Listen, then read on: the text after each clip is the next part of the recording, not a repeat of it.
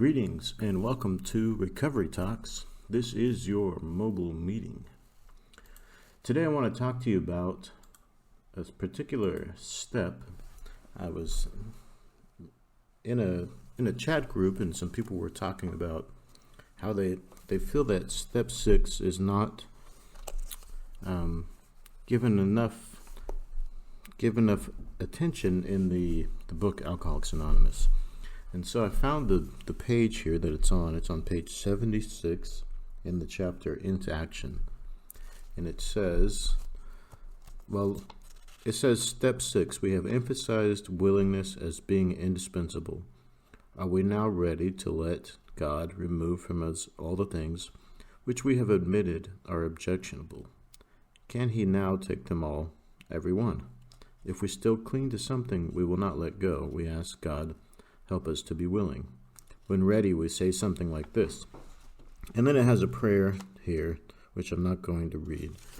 But I think the important thing here is it says, I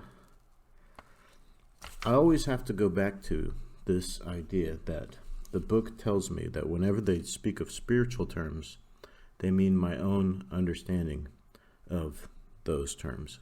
And also it helps me to remember the appendix, page, let me see, what page is this? If you look on page 567 in the book Alcoholics Anonymous, it talks about, I think, this very same idea. And it says it, I'll just read what it says. It says, the term spiritual experience and spiritual awakening are used many times in this book, which upon careful reading shows that the personality change sufficient to bring about recovery from alcoholism has manifested itself among us in many different forms. So I think the key thing here is that it says the personality change sufficient to bring about recovery from alcoholism. And isn't that what this step 6, in the spirit of step 6, isn't that what it's about? In my experience, this is just a part of the whole inventory process. Steps 4 through 8 are steps where I take a look at my life and I figure out, what am I doing wrong? What are my mistakes? And then I go about trying to correct those mistakes by making amends and by changing my behavior. So when I think of step 6, when somebody mentions step 6 to me, what I think of is how when I've helped somebody work the steps, I listen to their 5th step. And it's easy to see that everything in their 4th column, these are the items that are objectionable, right? These are the things that we have admitted are objectionable, and what are some of the things, low self-worth, guilt, remorse, lust, greed. These are the things that have driven me to hurt people, and then to ask why they hurt me. And, in a lot of cases, and I think it's true for many of us, if we were hurt as children or harmed as vulnerable people, then maybe we don't have that first strike, and so then I have to look at, what is it? Why am I still hanging on to this? And a lot of it has to do with the fact that being harmed, being abused stays in your body, stays in your personality, in your psyche. Well, I don't know what to call it, and I'm not a psychologist, but I know it takes a lot more than a 5th step to undo some damage like that, and a 6th step. But what we can start to do is start to notice it. And for me, part of my problem was that I took so many of those things personal. I felt like life was doing me personally wrong. I didn't know that it was doing that to everyone. I thought I was special. And so So how can we do step 6? What does it mean? How do I do it after I do this step? Well, I mean, it's just like it says. There's so much in that. It says, first, you have to go back to basically the beginning of this chapter. It says, I mean, go all the way back to making this inventory. It's a whole process. It's not like, it's difficult to talk about it by itself, basically. If you go back to page 61, it starts to talk about how I've been living my life in this fear. And in this fear, I can only see, I cannot see beyond my nose in this fear, and so I'm in pain, I'm in fear, and so naturally I'm completely self-centered. And I only care about me, myself, and how to comfort myself or to make myself feel less threatened. And that was my experience. And I really personally had this ability to really use being a victim, basically, is what I'm trying to say. In my life, I have been hurt by people, and so I could use that as an excuse for my behavior in other areas. And so when I look at all of steps 4 through 5 and 6, I mean, really, it's all a process. You can't really separate them, but I think there's the initial step when you do it the first time, right? You do your 4th step, 5th step, 6 through 8, we'll say. Don't even think about 9 yet. So you do 6 and 7. What is 6? Well, to me, you're looking at that 4th column. You're looking at the patterns in your life. I'm going to say it like this. I'm looking at the patterns in my life, or if it's somebody who I've been sponsoring and I help them, I'm looking at the patterns in their life. The patterns they emerge. I can see them. Sometimes the person doing this is usually the case. The person doing the 5th step has one idea about what these defects are, about what these objectionable items are. But when I hear it, I see something different. Why is that, you might ask? And I think it's because we have this ability to hide things from ourselves. It's so powerful.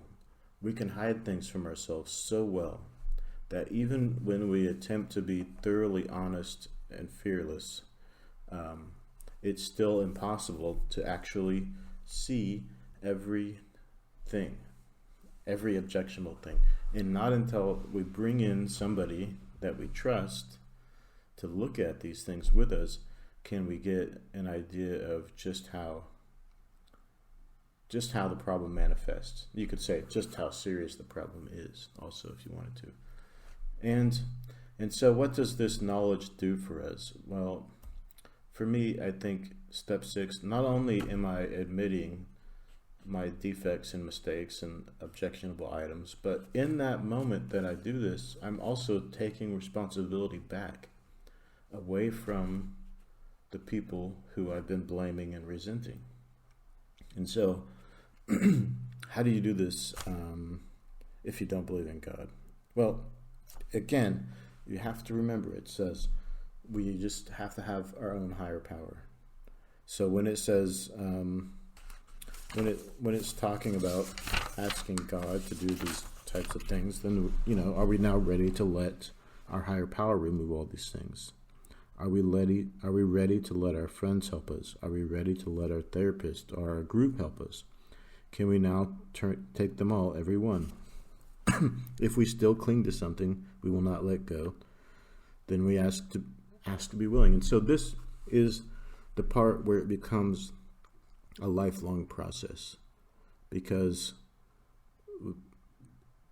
we know that this isn't going to happen overnight. In fact, there's another step dedicated to this truth, to this eventuality. Step 10 says we continue to watch for selfishness, dishonesty, and fear. And when they crop up, we ask them to be removed, and we look to someone we can help. So we're always trying to get that feeling of purposefulness back. Get that feeling of responsibility, that feeling of power that I can do good in the world back, instead of going into that downward shame spiral. So, step 6. It's a continual thing, a lifelong process. I'll always have to look at things and be willing to have them removed. How do I have them removed? Now that's up to you. Some people believe that their higher power can just take them away. I tend to think that it starts with noticing it, and then a desire to change, and then talking about it with a mentor or a sponsor or my friends, and then having a serious discussion with myself about, we really need to change this. And it has to become a focus of attention. Now, not everything will give in to that approach. I have to say that. Because as I'm sitting here talking, I realize sometimes directly focusing on the problem does not help. It actually can make it worse, especially when you're trying to stop something. In other cases, so if that doesn't work, then the next suggestion I have is to try to start other things instead of trying to stop that one thing, that one defect or objectionable behavior.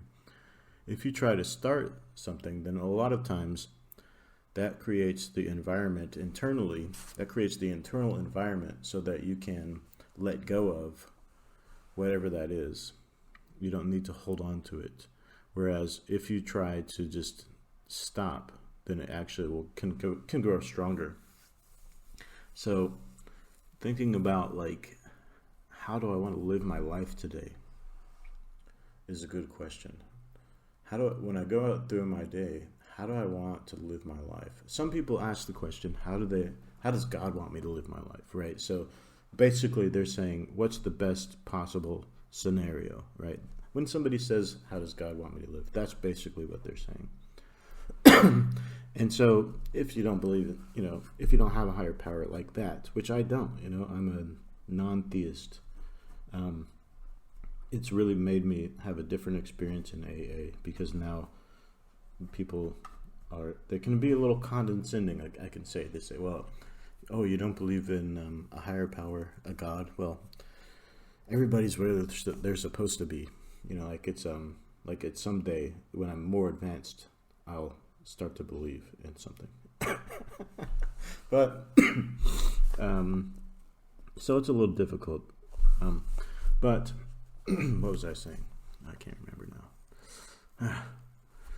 So step 6, you continue to look at your mistakes, and when you start to realize that you're unable to change them, you ask for help. Also, you have to remember that an inventory in solitude will always be insufficient. Sad to say. I really hate that fact, because I prefer to be alone. But when you look at yourself, you're so powerful, your mind is so powerful that it's impossible to see clearly. Some people claim that they can. I don't know if I believe it, but who am I to argue with them? So I hope that this might help you, and I hope that you have a good day. Take care.